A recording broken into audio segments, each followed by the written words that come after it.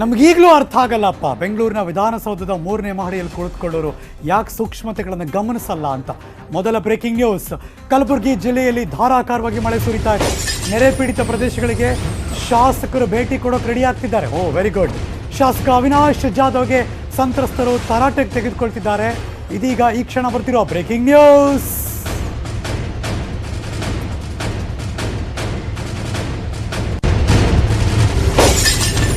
ಚಿಂಚೋಳಿಯ ಶಾಸಕ ಡಾಕ್ಟರ್ ಅವಿನಾಶ್ ಜಾಧವ್ ನೆರೆ ಕಡಿಮೆ ಆದಮೇಲೆ ನೀವು ಬರ್ತೀರಾ? ಇಷ್ಟು ದಿನ ಎಲ್ಲಿದ್ರಿ? ನಾವಿಷ್ಟು ಒದ್ದಾಡ್ತಿದ್ದೀವಲ್ಲ, ಏನು ನಮ್ಮನೇನು ಕೇಳೋರಿಲ್ವಾ ನೀವು? ಶಾಸಕರಿಗೆ ಸಂತ್ರಸ್ತರು ಫುಲ್ ತರಾಟೆಗೆ ತೆಗೆದುಕೊಂಡ್ರು.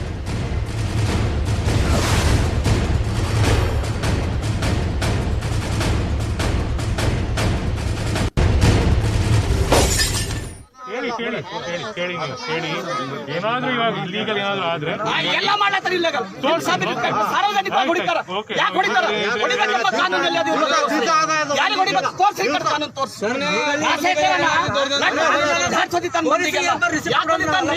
ಏನ್ ಕಾನೂನು ಇಲ್ಲ ಅದಕ್ಕ? ಡೆಪ್ಯುಟೇಷನ್ ಮೇಲೆ ಇದ್ದೀರಿ.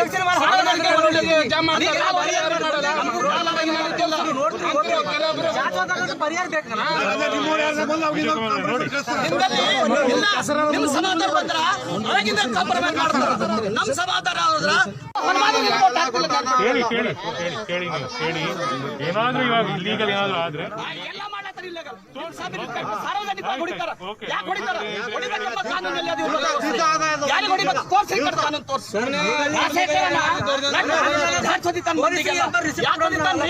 ಏನ್ ಕಾನೂನು ಇಲ್ಲ ಅದಕ್ಕ? ಡೆಪ್ಯುಟೇಷನ್ ಮೇಲೆ ಇದ್ದೀರಿ.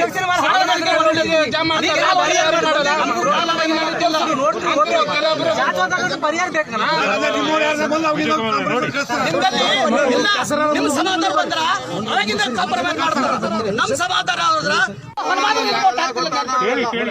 ಕೇಳಿ ಏನಾದ್ರೂ ಇವಾಗ ಇಲ್ಲೀಗಲ್ ಏನಾದ್ರೂ ಆದ್ರೆ ಎಲ್ಲ ಮಾಡ್ತಾರೆ. ಇಲ್ಲೀಗಲ್ ಸಾರ್ವಜನಿಕ ಹೊಡಿತಾರ. ಯಾಕೆ ಹೊಡಿತಾರ?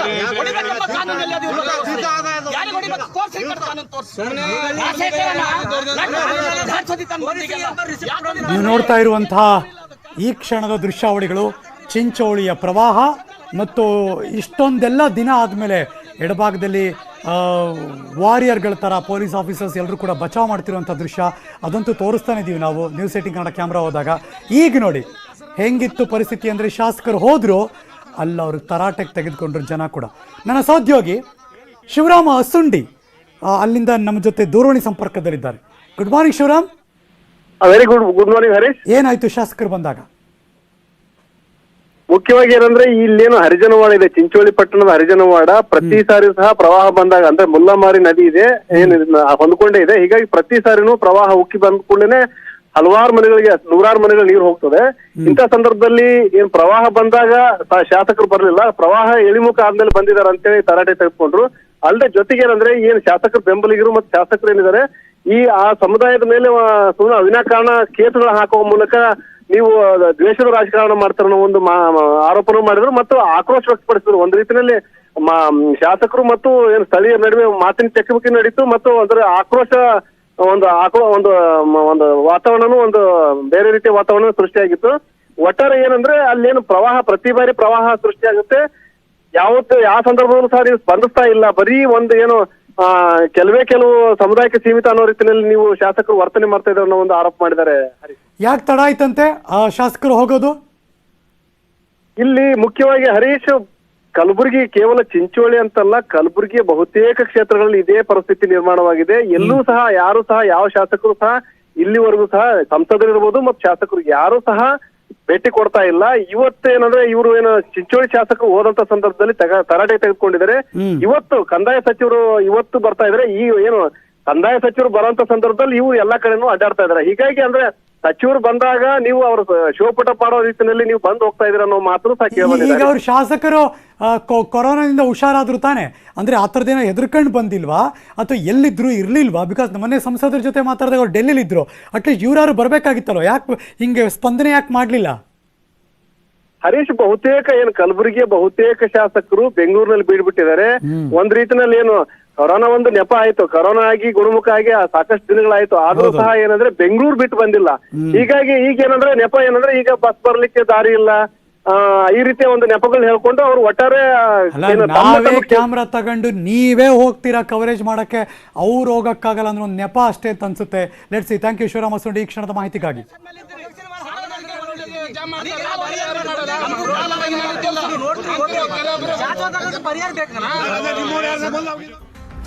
ನಮ್ಮ ರಾಜ್ಯದ ಉತ್ತರದಿಂದ ದಕ್ಷಿಣದ ತನಕ ನೀವು ಯಾವುದೇ ಜಲಾಶಯದ ಹೆಸರು ಹೇಳಿ, ಎಲ್ಲ ಜಲಾಶಯಗಳು ಕೂಡ ತುಂಬಿಟ್ಟಿದೆ. ಯಾವುದೇ ನದಿ, ಯಾವುದೇ ಕೆರೆ, ಎಲ್ಲ ಕಡೆ ಎಲ್ಲವೂ ತುಂಬಾಗೋಗಿದೆ.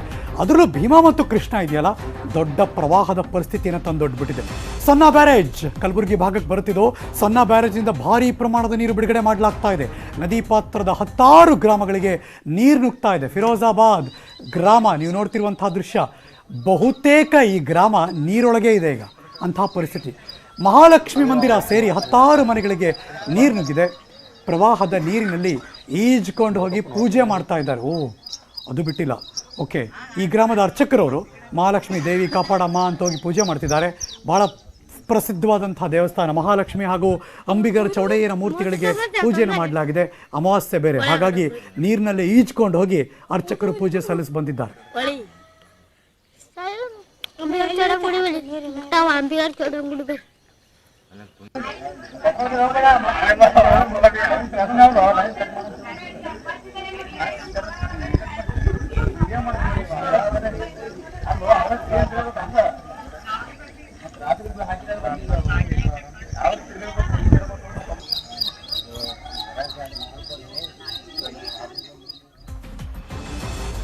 ಆ ಕಡೆ ಭೀಮಾ ನದಿ, ಇನ್ನೊಂದು ಕಡೆ ಕೃಷ್ಣಾ ನದಿ. ಬಿಕಾಸ್ ಜಲಾಶಯಗಳಂತೂ ಇದ್ದೇ ಇದೆ. ಆಲ್ಮಟ್ಟಿ ಇದೆ, ಈ ಕಡೆ ನಾರಾಯಣಪುರ ಜಲಾಶಯ ಇದೆ. ಕೃಷ್ಣಾ ನದಿಯ ಒಳಹರಿವು ಕೂಡ ಹೆಚ್ಚಾಗ್ತಾ ಇದೆ. ರಾಯಚೂರಿನ ಗುರ್ಜಾಪುರ ಹತ್ತಿರ ಇರುವ ಬ್ರಿಡ್ಜ್ ಕಮ್ ಬ್ಯಾರೇಜ್ ಮುಳುಗಡೆ ಆಗೋಯ್ತು. ನೀವು ನೋಡ್ತಿರುವಂತಹ ದೃಶ್ಯ ಇದು. ಗುರ್ಜಾಪುರ ಮಾರ್ಗವಾಗಿ ಯಾದಗಿರಿ ಕಡೆ ಹೋಗುವಂಥ ರಸ್ತೆಗಳು, ಸೇತುವೆ ಇದು 2019ರಲ್ಲಿ ಮುಳುಗಡೆ ಆಗಿತ್ತು ಸೇತುವೆ. ಈಗ ಮತ್ತೆ ಅದೇ ಪರಿಸ್ಥಿತಿ ನಿರ್ಮಾಣ ಆಗಿದೆ. ಓ, ಸೇತುವೆ ಮೇಲೆ ಎಷ್ಟು ಅಡಿ ನೀರಿದ್ದಂಗಿದೆ, ಇನ್ನು ಓಡಾಡೋಕ್ಕೆ ಸಾಧ್ಯನೇ ಇಲ್ಲ. ಬಿಕಾಸ್ ಇನ್ನೊಂದು 2 ಅಡಿ ಮೇಲೆ ಬಂದರೆ ಆ ಸೇತುವೆಗೆ ಹಾಕಿರೋ ಬ್ಯಾರಿಕೇಡ್ ಇದೆಯಲ್ಲ ಸೈಡ್, ಅದು ಕಾಣಿಸಲ್ಲ. ಆ ಥರದ ಪರಿಸ್ಥಿತಿಗೆ ಬಂದ್ಬಿಡ್ತಿದ್ದು. ಎಲ್ಲ ಸಮಾನಾಂತರವಾಗಿ ಹರಿತಿರುವ ಕಡೆ ಇದು. ಸೇತುವೆ ಮೇಲೆ ಸಂಚಾರವನ್ನು ಸಂಪೂರ್ಣ ಸ್ಥಗಿತ ಮಾಡಿದೆ. ಸಾಧ್ಯನೇ ಇಲ್ಲ ಓಡಾಡೋಕ್ಕೆ ನನ್ನ ಪ್ರಕಾರ.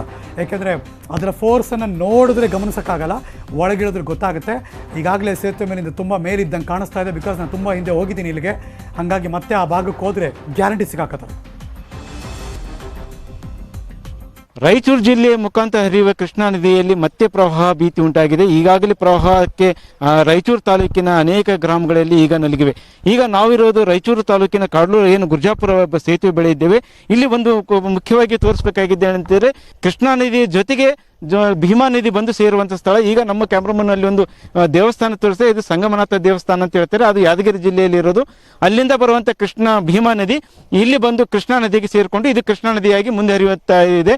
ಈ ಮಧ್ಯೆ ಏನು ಭೀಮಾ ನದಿಯಿಂದ ಈಗಾಗಲೇ 3,60,000 ಕ್ಯೂಸೆಕ್ ನೀರು ಬಿಟ್ಟಿದ್ದು, ಮತ್ತು ನಾರಾಯಣಪುರ ಜಲಾಶಯದಿಂದ 1,80,000 ಕ್ಯೂಸೆಕ್ ನೀರನ್ನು ಕೃಷ್ಣಾ ನದಿಗೆ ಬಿಟ್ಟಿದ್ದು. ಎರಡೂ ನದಿಗಳು ಸೇರಿ ರಾಯಚೂರು ತಾಲೂಕಿನಲ್ಲಿ ಒಟ್ಟು 5,40,000 ಕ್ಯೂಸೆಕ್ ನೀರು ಹರಿತಾ ಇದೆ. ಈಗ ಭೀಮಾ ನದಿಯಿಂದ ಬಂದಿರುವ ಅಪಾರವಾದ ನೀರು ಕೃಷ್ಣಾ ನದಿಗೆ ಸೇರಿಕೊಳ್ಳುವ ಮಧ್ಯೆ ಈಗ ಕೃಷ್ಣಾ ನದಿಗೆ ಹರಿಯುವ ನೀರು ಹಿನ್ನೀರಿನಲ್ಲಿ ಮತ್ತೊಂದಿಷ್ಟು ಪ್ರದೇಶವನ್ನು ಮುಳುಗಡೆ ಮಾಡ್ತಾ ಇದೆ. ಈಗ ನಾವು ಮತ್ತೊಂದು ಪ್ರದೇಶವನ್ನು ಸುತ್ತೆ. ಇದು ಗುರ್ಜಾಪುರ ಸೇತುವೆ. ಇದು RTPSಗಾಗಿ ನೀರಿಗಾಗಿ ಬಳಕೆಯಾಗೋಕ್ಕೆ ಬ್ರಿಡ್ಜ್ ಕಮ್ ಬ್ಯಾರೇಜ್ ಅನ್ನು ನಿರ್ಮಾಣವಾಗಿದ್ದು, ಇದು ಇದೇ ರಸ್ತೆಯ ಮೇಲೆ ಗುರ್ಜಾಪುರದಿಂದ ಶಾಪುರ ಮತ್ತು ಯಾದಗಿರಿಗೆ ಹೋಗುವಂಥ ರಸ್ತೆಯಾಗಿದೆ.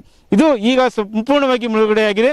ಈಗ ಇಲ್ಲಿ ಯಾವುದೇ ಇದನ್ನು ಇರುತ್ತೆ. ಮತ್ತು ಇಲ್ಲಿ ನದಿಗಳಲ್ಲಿ ಸಾಕಷ್ಟು ಮೊಸಳೆಗಳಿರೋದ್ರಿಂದ ಮತ್ತು ಜಲಚರಗಳು ಇರೋದ್ರಿಂದ ಈಗ ಅಲ್ಲಿ ನದಿಗಳು ಒಂದಿಷ್ಟು ಅಪಾಯ ಆಗಿದೆ. ಜೊತೆಗೆ ಏನು ಸಂಪರ್ಕವನ್ನು ಸಂಪೂರ್ಣ ಇದೆ. ಮತ್ತು ಈಗ ಇದೇ ನೀರು ಗುರ್ಜಾಪುರವರೆಗೂ ಹೋಗಿ ಗುರ್ಜಾಪುರ ಹತ್ತಿರ ನೀರು ನುಗ್ಗುವ ಸಾಧ್ಯತೆ ಇರೋದ್ರಿಂದ ಈಗಾಗಲೇ ಸ್ಥಳಾಂತರಕ್ಕೂ ಸಹ ಇದೆ. ಒಟ್ಟಾರೆ ಈ ಪ್ರವಾಹವನ್ನು ಎದುರಿಸಲು ಇಲ್ಲಿ ಒಂದು ಅಧಿಕಾರಿಗಳು ಒಂದಿಷ್ಟು ಬಹಳಷ್ಟು ಮುಂಜಾಗ್ರತೆ ಕ್ರಮವನ್ನು ಕೈಗೊಂಡಿದ್ದಾರೆ. ಈಗ ನಮ್ಮೊಂದಿಗೆ ಏನು ಇಲ್ಲಿ ನೋಡಲ್ ಆಫೀಸರ್ ಆಗಿರುವಂಥ ವೀರಣ್ಣಗೌಡರು ಇದ್ದಾರೆ. ಏನೇನು ಕ್ರಮ ಕೈಗೊಂಡಿದೆ ಅಂತ ಹೇಳಿದ್ರೆ, ಸರ್ ಈಗ ಜಿಲ್ಲೆ ಎಷ್ಟು ನೀರು ಬರ್ಬೋದು ಅಂತ ತಿಳ್ಕೊಂಡಿದ್ದು ಮತ್ತು ಈಗ ಏನೇನು ಕ್ರಮ ಈಗಾಗಲೇ ಮಾನ್ಯ ಜಿಲ್ಲಾಧಿಕಾರಿಗಳು ಜಿಲ್ಲಾಡಳಿತ ವತಿಯಿಂದ ಎಲ್ಲ ಇಲಾಖೆಗಳ ಅಧಿಕಾರಿಗಳನ್ನು ನಮಗೆ ನೇಮಿಸಿದ್ದಾರೆ. ಸರ್, ನಾವು ಗುರ್ಜಾಪುರ ಗ್ರಾಮದ ಒಂದು ಸ್ಥಳಾಂತರಕ್ಕೆ ಜಿಲ್ಲಾಧಿಕಾರಿ ಸೂಚನೆ ಮೇರೆಗೆ ಈಗಾಗಲೇ 4 ಬಸ್ಸುಗಳು ತಂದು ನಿಲ್ಲಿಸಿದ್ವಿ ಸರ್. ಇಲ್ಲಿನ ಜನರನ್ನ ಎತ್ತರದ ಪ್ರದೇಶದಂತ ಯದ್ಲಾಪುರ ಗ್ರಾಮದಲ್ಲಿರುವ ಶಾಲೆಯಲ್ಲಿ ಅವರಿಗೆ ರಿಲೀಫ್ ಪರಿಹಾರ ಕೇಂದ್ರವನ್ನು ಮಾಡಿದ್ದೇವೆ. ಈಗಾಗಲೇ ನೀರು ಪ್ರಮಾಣ ಹೆಚ್ಚಾಗ್ತಿದ್ದು ಜನರು ನಿನ್ನೆಯಿಂದ ಕೇಳಿದಾಗ ಇಲ್ಲ ನೀರಿನ ಪ್ರಮಾಣ ಕಡಿಮೆ ಇದೆ ಅಂತೇಳಿ ಬಹಳ ಜನ ಬರಲಿಲ್ಲ ಸರ್. ಕೆಲವರು ತಮ್ಮ ಊರುಗಳಿಗೆ ತಮ್ಮ ಸಂಬಂಧಿಕರ ಮನೆಗಳಿಗೆಲ್ಲ ಹೋಗಿದ್ದಾರೆ. ಸೊ ಈಗ ನೀರಿನ ಪ್ರಮಾಣ ಹೆಚ್ಚಾಗಿದ್ದು ಪುನಃ ನಾವು ಮನೆಗೆ ನಿನ್ನೆ ರಾತ್ರಿ ಎಲ್ಲ ಹೇಳಿದ್ವಿ ಇಲ್ಲಿಂದ ನೀರು ಹೆಚ್ಚಾಗ್ತಿದೆ, ಹೊರಡೋಣ ಎತ್ತರ ಸ್ಥಳಕ್ಕೆ ನಾವು ರಿಲೀಫ್. ಭೀಮಾ ನದಿ ಮತ್ತು ಸೇರ್ತಾ ಇರುವಂಥ ಪ್ರದೇಶದಲ್ಲಿ ಭೀಮಾ ನದಿ ಮುಂದ್ಗಡೆ ಇದೆ, ಆದರೆ ಕೃಷ್ಣಾ ನದಿಗೆ ಈಗ ಪ್ರವಾಹ ಕಾಣ್ತಾ ಇದೆ, ಜೊತೆಗೆ ಹಿನ್ನೀರಿನಲ್ಲಿ ನೀರು ಬರ್ತಾ ಇದೆ. ಏನು ಕಾರಣಕ್ಕೆ ಸರ್? ಅದು ತಾವು ಹೇಳಿದಂಗೆ ಭೀಮಾ ನದಿಗೆ ಹೆಚ್ಚಿನ ಪ್ರಮಾಣದ ನೀರು ಬರ್ತಾ ಇರೋದ್ರಿಂದ ಕೃಷ್ಣಾದಲ್ಲಿ ಈಗಾಗಲೇ ನೀರಿದ್ದು ಹಿನ್ನೀರಿನ ಪ್ರಮಾಣ ಹೆಚ್ಚಾಗಿ ಗ್ರಾಮಗಳಿಗೆ ಊರುಗಳಿಗೆ ಬರೋ ಸಂಭವ ಇದೆ. ಈಗಾಗಲೇ ಹೊಲ ಗದ್ದೆಗಳಿಗೆ ನೀರು ಬಂದಿದ್ದು ತಾವು ನೋಡಿದಿರಿ. ಸೊ ಇಲ್ಲಿಂದ ಜಾನುವಾರಿಗೆ ನಷ್ಟ ಆಗದಂತೆ ನಾವೀಗ ಆಲ್ರೆಡಿ ಪೊಲೀಸರು ಸಹಿತ ಎಲ್ಲ ನದಿ ಉದ್ದಕ್ಕೆ ಇದೆಲ್ಲ ವಾಚ್ ಮಾಡ್ತಿದ್ದಾರೆ ಮತ್ತು ನಾವು ಜನರನ್ನ ಇಲ್ಲಿಂದ ಸ್ಥಳಾಂತರಿಸೋದಕ್ಕೆ ಕ್ರಮ ವಹಿಸಿದ್ದೀವಿ. ಎಷ್ಟು ಗ್ರಾಮಗಳನ್ನು ಸ್ಥಳಾಂತರಿಸ್ತೀರಿ ಮತ್ತು ಎಷ್ಟು ಭೂಮಿ ಆಗಿದೆ ಸರ್? ಈಗ ಜಿಲ್ಲಾಡಳಿತದಿಂದ 17 ಗ್ರಾಮಗಳಿಗೆ ಮುನ್ನೆಚ್ಚರಿಕೆ ಕೊಟ್ಟಿದ್ದಾರೆ. ನಮಗೆ ಈ ಒಂದು ಗುರ್ಜಾಪುರ ಗ್ರಾಮಕ್ಕೆ ನಮಗೆ ನೇಮಿಸಿದ್ರಿಂದ ಗುರ್ಜಾಪುರ್ಗೆ ನೀರಿನ ಮೊದಲೇ ಬರುವಂಥ ಗ್ರಾಮ ಆಗಿದ್ದರಿಂದ ಅಲ್ಲಿ ಕಳೆದ ವರ್ಷದಲ್ಲಿ ಅಲ್ಲಿ ನೀರು ಬಂದಿರೋದ್ರಿಂದ ಈ ವರ್ಷ ಹೆಚ್ಚಿನ ಕ್ರಮ ವಹಿಸೋದಕ್ಕೆ ಜಿಲ್ಲಾಡಳಿತ ಕ್ರಮ ವಹಿಸಿದೆ ಸರ್. ಈಗ ಎಲ್ಲ ಮುಂಜಾಗ್ರತೆ ಕ್ರಮ ಕೈಗೊಂಡಿದೆ ಅನ್ನೋದು ಅಧಿಕಾರಿಗಳ ಅಭಿಪ್ರಾಯವಾಗಿದೆ. ಕ್ಯಾಮರಾಮನ್ ಮೊಹಮ್ಮದ್ ಜಿಲ್ಲಾನಿಯೊಂದಿಗೆ ಶರಣಪ್ಪ ಬಚ್ಚಲಾಪುರ್, ನ್ಯೂಸ್ 18 ಕನ್ನಡ, ರಾಯಚೂರು. ರಾಯಚೂರಿಂದ ವಿಜಯಪುರದ ಕಡೆ, ವಿಜಯಪುರ ಜಿಲ್ಲೆಯ ದೇವಣಗಾಂವ ಅನ್ನೋ ಗ್ರಾಮ, ಅದು ಭೀಮಾ ನದಿ ನೀರು ನುಗ್ತಾ ಇದೆ. 25ಕ್ಕೂ ಹೆಚ್ಚು ಮನೆಗಳಿಗೆ ಈ ಪ್ರವಾಹದ ನೀರು ನುಗ್ಗೋಗಿದೆ. ಇದರಿಂದ ಜನ ಕೂಡ ತುಂಬ ಸಂಕಷ್ಟ ಪಡ್ತಿದ್ದಾರೆ. ದೇವಣಗಾಂವ ಗ್ರಾಮದ ಆಂಜನೇಯ ಅಂಬಿಗರ ಚೌಡೆಯ ದೇವಸ್ಥಾನಗಳು ಜಲಾವೃತ ಆಗಿರೋ ದೃಶ್ಯ ನೋಡ್ತಿದ್ದೀರಿ. ಬಲಭಾಗದಲ್ಲಿ ಅಫ್ಜಲ್ಪುರ ರಸ್ತೆ ಮುಳುಗಡೆ ಸಾಧ್ಯತೆ ಇದೆ. ದೇವಣಗಾಂವ ಮೂಲಕ ಭೀಮಾ ತೀರದ ಶಂಬೆವಾಡಿ, ಕುಮಸಗಿ ಗ್ರಾಮಗಳಲ್ಲೂ ಕೂಡ ಪ್ರವಾಹದ ನೀರು ನುಗ್ಗುವ ಆತಂಕ ಕೂಡ ಇದೆ. ನೀವು ಎರಡೂ ದೃಶ್ಯಾವಳಿಗಳನ್ನು ನಿಮಗೆ ತೋರಿಸ್ತಾ ಇದ್ದೀವಿ.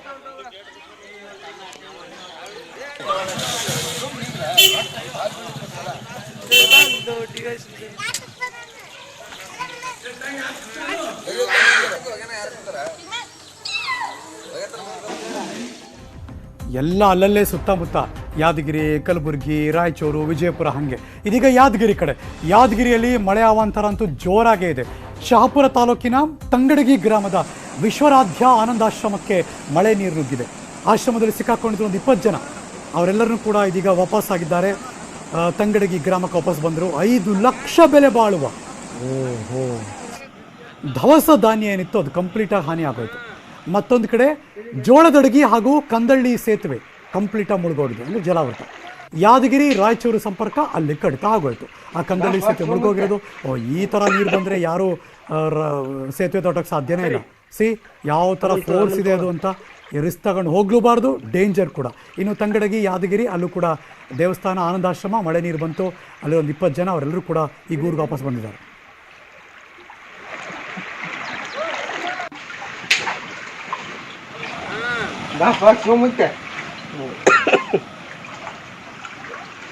ಸರಿ, ಅಮನ್ ತಗೊಳ. ಸರಿ, ಅಮನ್ ತಗೊಳ.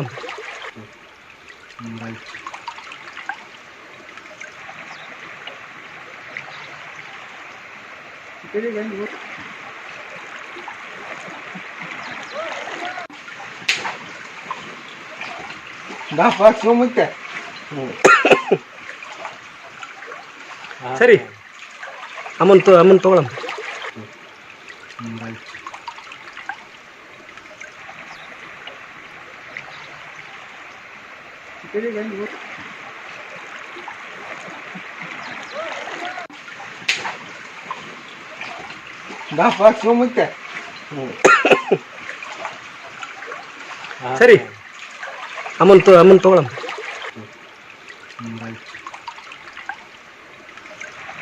Welcome back. ಮಳೆ ಮಹಾಮಳೆ ಇದು ಉತ್ತರ ಕರ್ನಾಟಕ ತತ್ತರಿಸೋಗೋಗಿದೆ. ನೆರೆ ಪರಿಸ್ಥಿತಿ ಬಗ್ಗೆ ಮುಖ್ಯಮಂತ್ರಿ BS ಯಡಿಯೂರಪ್ಪನವರು ಸಂವಾದ ನಡೆಸಿದ್ದಾರೆ.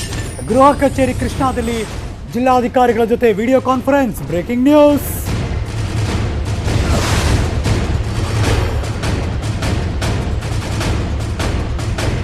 ನೆರೆ ಪೀಡಿತ ಜಿಲ್ಲೆಗಳ ಅಧಿಕಾರಿಗಳ ಜೊತೆ ಸಂವಾದ. ಜಿಲ್ಲಾಧಿಕಾರಿಗಳು, SP ಗಳು, ಜಿಲ್ಲಾ ಪಂಚಾಯತ್ CEOಗಳ ಜೊತೆ CM ಚರ್ಚೆ ಮಾಡ್ತಿದ್ದಾರೆ. ವರ್ಚುವಲ್ ಮೀಟಿಂಗ್ ಇದು. ಪ್ರವಾಹ ಪೀಡಿತ ಜಿಲ್ಲೆಗಳ ಪರಿಸ್ಥಿತಿ ಬಗ್ಗೆ ಮಾಹಿತಿಯನ್ನು ಕಲೆ ಹಾಕ್ತಿದ್ದಾರೆ.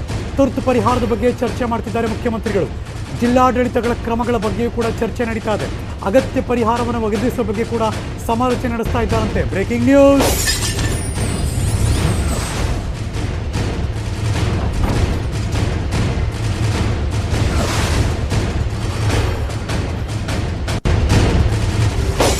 ರಾಜ್ಯದಲ್ಲಿ 18 ಜಿಲ್ಲೆಗಳು ದೊಡ್ಡ ಮಟ್ಟದಲ್ಲಿ ಎಫೆಕ್ಟ್ ಆಗ್ತಾ ಇದೆ. ಉತ್ತರ ಕರ್ನಾಟಕ ಭಾಗದಲ್ಲಂತೂ ಜನ ಬದುಕೋದೇ ಕಷ್ಟ ಅನ್ನೋ ಮಟ್ಟಿಗೆ ಪ್ರವಾಹದ ಪರಿಸ್ಥಿತಿ. ಇನ್ನೊಂದು ಕಡೆ ಮಳೆ. ಆ ಭಾಗದ ಎಲ್ಲ ಜಿಲ್ಲಾಧಿಕಾರಿಗಳ ಜೊತೆ, ಡಿ.ಸಿಗಳ ಜೊತೆ, SP ಗಳ ಜೊತೆ, ಜಿಲ್ಲಾ ಪಂಚಾಯತ್ CO ಗಳ ಜೊತೆ ಮುಖ್ಯಮಂತ್ರಿಗಳು ಪ್ರವಾಹ ಪೀಡಿತ ಪರಿಸ್ಥಿತಿಗಳ ಬಗ್ಗೆ ಮಾಹಿತಿಯನ್ನು ಕಲೆ ಹಾಕ್ತಿದ್ದಾರೆ. ಬಲಭಾಗದಲ್ಲಿ ನೋಡ್ತಾ ಇದ್ದೀರಿ, CM ವಿಡಿಯೋ ಕಾನ್ಫರೆನ್ಸ್, ಅಧಿಕಾರಿಗಳ ಮಾಹಿತಿಯನ್ನು ಪಡ್ಕೋತಿದ್ದಾರೆ. ಮುಖ್ಯಮಂತ್ರಿಗಳು ಕೂಡ ಅದರ ಬಗ್ಗೆ ಚರ್ಚೆ ಮಾಡ್ತಿದ್ದಾರೆ. ಜಿಲ್ಲಾಡಳಿತದ ಕ್ರಮಗಳ ಬಗ್ಗೆ ಚರ್ಚೆ ಆಗ್ತಾ ಇದೆ. ಏನೇನು ಪರಿಹಾರ ಆಗಬೇಕು ಪ್ರಯಾರಿಟಿ ವೈಸ್ ಅದ್ರ ಬಗ್ಗೆ ಕೂಡ ಸಮಾಲೋಚನೆ ನಡೆಸ್ತಾ ಇದ್ದಾರೆ. ನೀವು ನೋಡ್ತಿರುವಂತಹ ಎರಡೂ ಭಾಗದ ದೃಶ್ಯ. ಒಂದು ಕಡೆ ಪ್ರವಾಹದ ಪರಿಸ್ಥಿತಿಯಲ್ಲಿ ವಿಜಯಪುರ, ಕಲಬುರಗಿ, ರಾಯಚೂರು, ಕೊಪ್ಪಳ, ಬೀದರ್, ಬೆಳಗಾವಿ ಎಲ್ಲ ಕಡೆ ಯಾವ ಮಟ್ಟದಲ್ಲಿ ಪ್ರವಾಹದ ಪರಿಸ್ಥಿತಿ ಮತ್ತು ಮಳೆ ಇದೆ ಅಂತ. ಬಲಭಾಗದಲ್ಲಿ ಅದ್ರ ಬಗ್ಗೆ ಫೈನಲಿ ಸರ್ಕಾರ ಎಚ್ಚೆತ್ತುಕೊಂಡು ರಾಜಕಾರಣವನ್ನು ಪಕ್ಕಕ್ಕಿಟ್ಟು ಈಗ ಮುಖ್ಯಮಂತ್ರಿಗಳು ಅದರ ಬಗ್ಗೆ ಗಮನ ಹರಿಸಿದ್ದಾರೆ. ಇವತ್ತೆಲ್ಲರ ಜೊತೆ ವಿಡಿಯೋ ಕಾನ್ಫರೆನ್ಸ್ ಮಾಡಿ ಮಾಹಿತಿ ಕಲೆ ಹಾಕ್ತಿದ್ದಾರೆ, ಪರಿಹಾರ ಕಾರ್ಯದ ಬಗ್ಗೆ ಸಂವಾದ ಮಾಡ್ತಿದ್ದಾರೆ. ಸಚಿವ ಆರ್ ಅಶೋಕ್ ಕಲಬುರಗಿಗೆ ಫೈನಲಿ ಭೇಟಿ ಕೊಟ್ಟರು. ಈಗ ಕಲಬುರಗಿಯ ಖಾಜಾ ಕೋಟನೂರು ಕೆರೆಗೆ ಭೇಟಿ ಕೊಟ್ಟಿದ್ದಾರೆ. ಕೆಲ ಹೊತ್ತಲ್ಲೇ ಚಿಂಚೋಳಿ ಗ್ರಾಮಕ್ಕೂ ಕೂಡ ಬರ್ತಾರೆ, ಪರಿಶೀಲನೆ ನಡೆಸ್ತಾರೆ. Breaking news.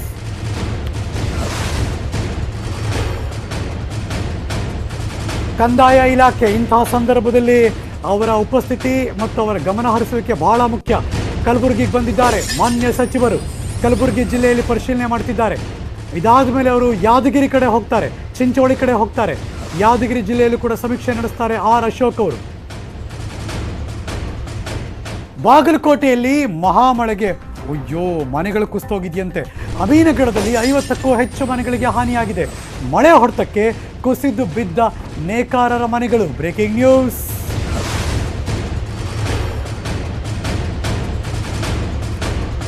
ಬಾಗಲಕೋಟೆ, ಅಮೀನಗಡ ಅಲ್ಲಿ ನೇಕಾರರು ವಾಸ ಮಾಡ್ತಾರೆ. 50ಕ್ಕೂ ಹೆಚ್ಚು ಮನೆಗಳು ಇದೀಗ ಕುಸಿದೋಗಿದೆ ಅನ್ನೋ ಸುದ್ದಿ ಬರ್ತಾ ಇದೆ. ಲೆಟ್ಸಿ ಅದರ ದೃಶ್ಯ ಏನಿದೆ ಅಂತ ನಾವು ನೋಡೋಣ.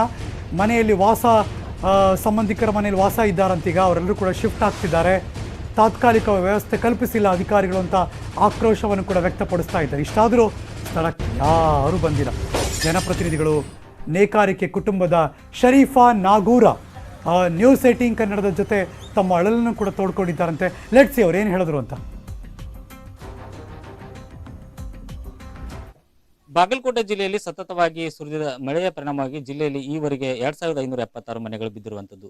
ಸದ್ಯ ನಾವು ಅಮೀನ್ಗಢ ಪಟ್ಟಣದಲ್ಲಿ ಕೂಡ ಸಾಕಷ್ಟು ಮನೆಗಳು ಬಿದ್ದಿರುವಂಥದ್ದು. ಈಗ ನಾವು ಅಮೀನ್ಗಢ ಪಟ್ಟಣದಲ್ಲಿ ಇದ್ದೀವಿ. ಇದು ಉಸ್ಮಾನ್ ಸಾಬ್ ಎಂಬುವರ ಮನೆ. ಈ ಮನೆಯವರು ನೇಕಾರಿಕೆಯನ್ನು ಅವಲಂಬಿಸಿ ಜೀವನವನ್ನು ಸಾಗಿಸ್ತಾ ಇದ್ರು.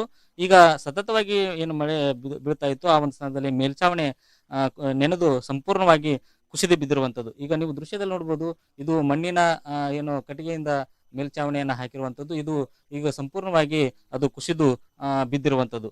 ಈಗ ಜಿಲ್ಲೆಯಲ್ಲಿ ಏನು ಈ ಒಂದು ಸತತವಾಗಿ ಸುರಿದಿರೋ ಮಳೆ ಪರಿಣಾಮವಾಗಿ ಮಣ್ಣಿನ ಮನೆಗಳು ಏನು ಮೇಲ್ಛಾವಣಿ ಇದೆ ಅವು ಕುಸಿದು ಏಕಾಏಕಿ ಬೀಳುವಂಥ ಪರಿಸ್ಥಿತಿ ಎದುರಾಗಿರುವಂಥದ್ದು.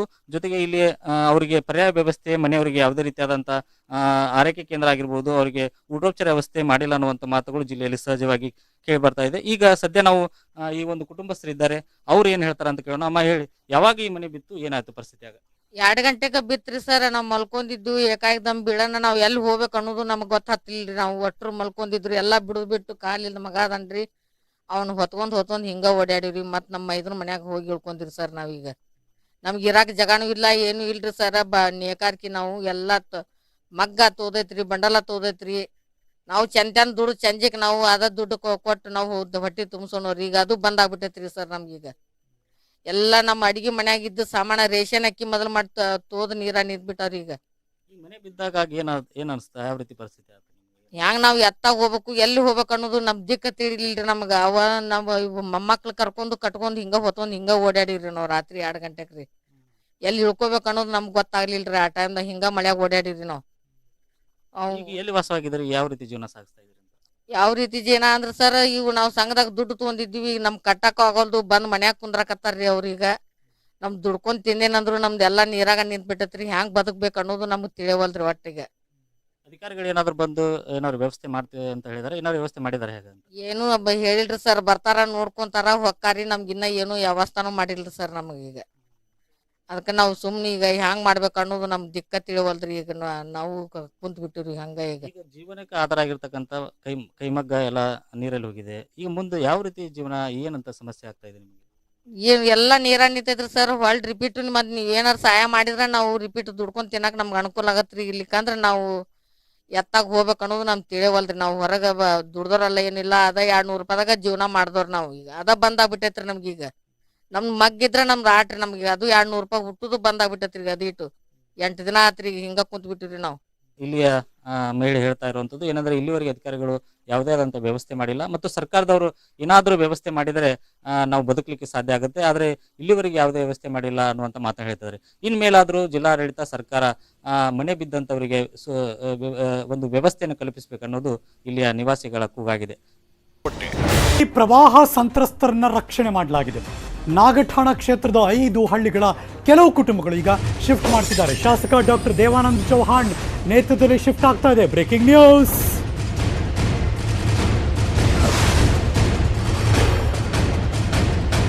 ಈಗ ಜನಪ್ರತಿನಿಧಿಗಳ ಹೆಸರು ಕೇಳಿ ಬರ್ತಾ ಇದೆ. ವಿಜಯಪುರದಲ್ಲಿ ಪ್ರವಾಹ ಸಂತ್ರಸ್ತರನ್ನ ರಕ್ಷಣೆ ಮಾಡ್ತಿದ್ದಾರೆ. ನಾಗಠಾಣ ಕ್ಷೇತ್ರದ 5 ಹಳ್ಳಿಗಳ ಕೆಲ ಕುಟುಂಬ ಶಿಫ್ಟ್ ಆಗ್ತಾ ಇದೆ. ಶಾಸಕ ಡಾಕ್ಟರ್ ದೇವಾನಂದ್ ಚೌಹಾಣ್ ನೇತೃತ್ವದಲ್ಲಿ ಶಿಫ್ಟ್ ಮಾಡ್ತಿದ್ದಾರೆ. ಧೂಳಖೇಡದಲ್ಲಿ 15 ಕುಟುಂಬಗಳು ಶಿಫ್ಟ್.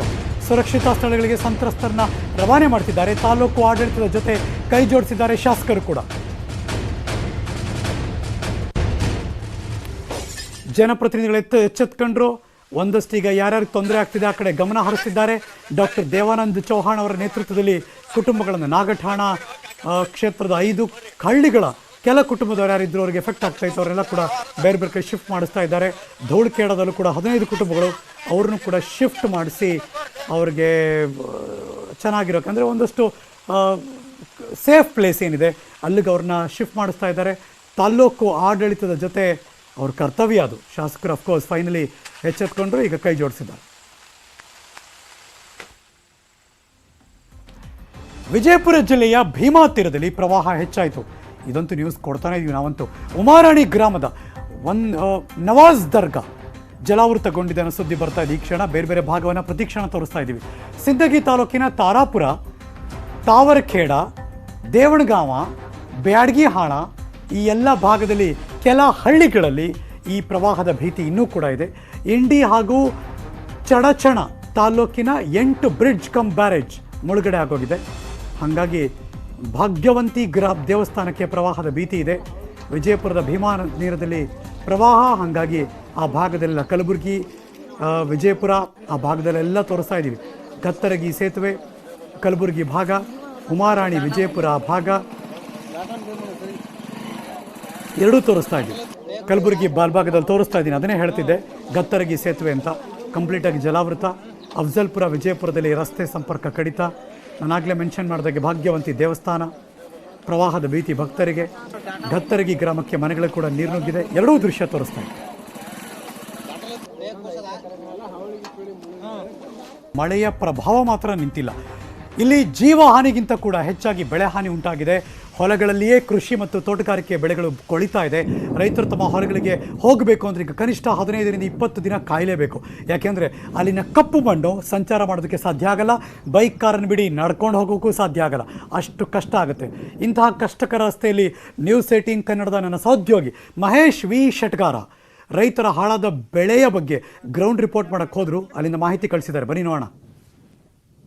ರೈತರೇನಿದ್ದಾರೆ ತಮ್ಮ ಹೊಲಗಳಲ್ಲಿ ಏನ್ ನೀರು ನಿಂತ್ಕೊಂಡಿದೆ ಒಡ್ಡುಗಳಲ್ಲಿ, ಅವು ನೀರಲ್ಲೇ ಸಂಚಾರ ಮಾಡ್ತಾರೆ. ಯಾಕಂದ್ರೆ ಇಲ್ಲಿ ನಡೆದುಕೊಂಡು ಹೋದ್ರೆ ಮಾತ್ರ ಅವರು ಬೇಗ ವೇಗವಾಗಿ ನಡೆದುಕೊಳ್ಳಲು ಸಾಧ್ಯ. ಯಾಕಂದ್ರೆ ಉಳಿದ ಕಡೆ ಹೋದ್ರೆ ಆ ಮಣ್ಣೇನಿದೆ ಕಾಲಿಗೆ ಮೆತ್ಕೊಳ್ಳುತ್ತೆ. ಈ ನೀರಲ್ಲಿ ಹೋದ್ರೆ ಕಾಲನ್ನ ಸರಾಗವಾಗಿ ಅಂದ್ರೆ ಮೇಲೆತ್ತಿ ನಡೆದುಕೊಂಡು ಹೋಗ್ಬೋದಾಗಿದೆ. ಆದ್ರೆ ರೈತರು ಏನ್ ಮಾಡ್ಬೇಕು, ಪಾಪ ಅನಿವಾರ್ಯ ಬರಲೇಬೇಕು. ಹೊಲಗಳಿಗೆ ಬೆಳೆ ಏನಾಗಿದೆ, ಉಳಿದಿದೆಯೋ ಹಾಳಾಗಿ ಹೋಗಿದೆಯೋ ಅದನ್ನೆಲ್ಲ ನೋಡಕ್ ಬರ್ತಾ ಇರ್ತಾರೆ. ಇದು ಒಂದೇನಿದೆ ಶೇಂಗಾ ತೋಟ, ಇದು ಎಲ್ಲ ನೀರಲ್ಲಿ ನಿಂತ್ಕೊಂಡಿತ್ತು. ಈಗ ಮಳೆ ನಿಂತು ಹೋದ್ಮೇಲೆ ಅಂದ್ರೆ ಸುಮಾರು ಭಾನುವಾರ ನಂತರ ಇವತ್ತು ಸೂರ್ಯ ಕಂಡಿದ್ದಾನೆ.